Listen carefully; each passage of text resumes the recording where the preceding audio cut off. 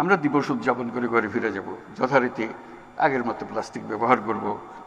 সামান্য একটা জিনিস, এমন কি ক্ষতি করতে পারে আমাদেরকে? আমরা করতেই থাকবো। মন্ত্রণালয় বলছে প্লাস্টিক বোতল রাখা যাবে না, আমরা হাসাহাসি করব। কাজ নেই তো একটা প্লাস্টিক বোতলের পেছনে লাগছিল নাকি? এভাবে প্লাস্টিক অগ্রসর হবে। আমরা যদি আমাদের লাইফস্টাইল পরিবর্তন না করি, এই যুদ্ধে সামগ্রিকভাবে মানুষের পরাজয় অবধারিত, এর থেকে মুক্তি নাই।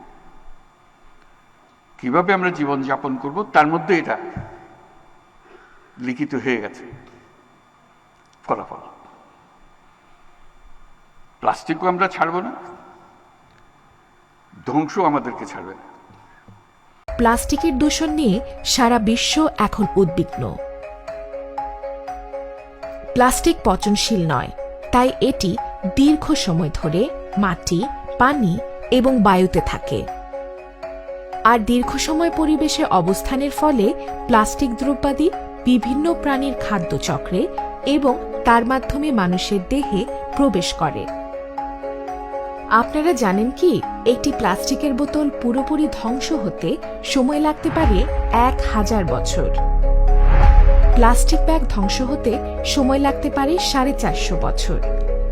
সামান্য একটি প্লাস্টিকের স্ট্র পৃথিবীতে প্রায় 700 বছর থাকে, যার অর্থ হচ্ছে আমাদের ব্যবহার করা প্লাস্টিক হাজার হাজার বছর ধরে আমাদের ক্ষতি করতেই থাকবে। প্লাস্টিক সামগ্রী সময়ের সাথে সাথে ভেঙে যেতে থাকে এবং ক্ষুদ্র ক্ষুদ্র কণা বা মাইক্রোপ্লাস্টিকে পরিণত হয়। আর এই মাইক্রোপ্লাস্টিক মানবজাতি এবং বিভিন্ন প্রাণীদের নানা প্রকার রোগে আক্রান্ত করছে। এই মাইক্রোপ্লাস্টিক থেকে ক্ষতিকর রাসায়নিক পদার্থ বের হয়, যা ক্যান্সারের মতন ভয়ঙ্কর রোগ সৃষ্টি করে। 2017 সালে ফ্রান্সের একদল বিজ্ঞানী বাতাসে মাইক্রোপ্লাস্টিকের উপস্থিতি নিশ্চিত করে। একবার ভেবে দেখুন তো, আমাদের বেঁচে থাকার জন্য যে বাতাস দরকার তাতেও এখন মাইক্রোপ্লাস্টিক পাওয়া যাচ্ছে। মাইক্রোপ্লাস্টিক এখন আমাদের ফুসফুসে, রক্তে প্রবেশ করছে। আরও দুঃখজনক ব্যাপার হল, মায়ের বুকের দুধে মাইক্রোপ্লাস্টিকের উপস্থিতি শনাক্ত করা হয়েছে।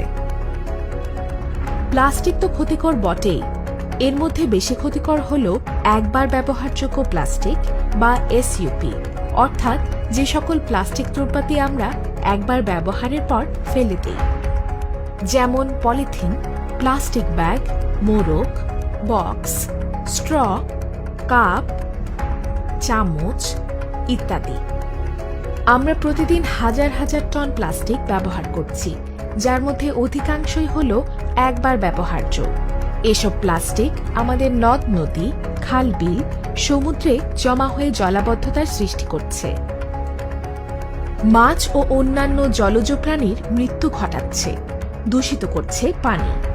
তাই প্লাস্টিকের বিষয়ে আমাদের এখন থেকেই সতর্ক হতে হবে এবং বিশ্বের অন্যান্য দেশের মতো দায়িত্বের সাথে একবার ব্যবহার্য প্লাস্টিকের ব্যবহার বন্ধ করতে হবে। সেই সাথে আমাদেরকে প্লাস্টিকের বিকল্প নিয়ে ভাবতে হবে।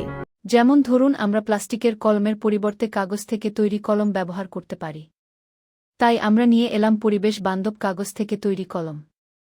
এই কলম লেখা শেষে ফেলে দিলে সহজে পরিবেশের সঙ্গে মিশে যায় এবং এই কলমের সবচেয়ে আকর্ষণীয় বিষয় হচ্ছে কলমটি শুধু মাটিতে মিশবে না, এখান থেকে জন্ম নিবে একটি নতুন গাছ, কারণ আমরা এই কলমের ভেতর বিভিন্ন ধরনের ফুল, ফল ও সবজির বীজ দিয়ে থাকি। প্লাস্টিকের ব্যবহার কমিয়ে আপনিও হতে পারেন একজন পরিবেশ যোদ্ধা। তাই আজই সংগ্রহ করুন পরিবেশ বান্ধব কাগজ থেকে তৈরি কলম।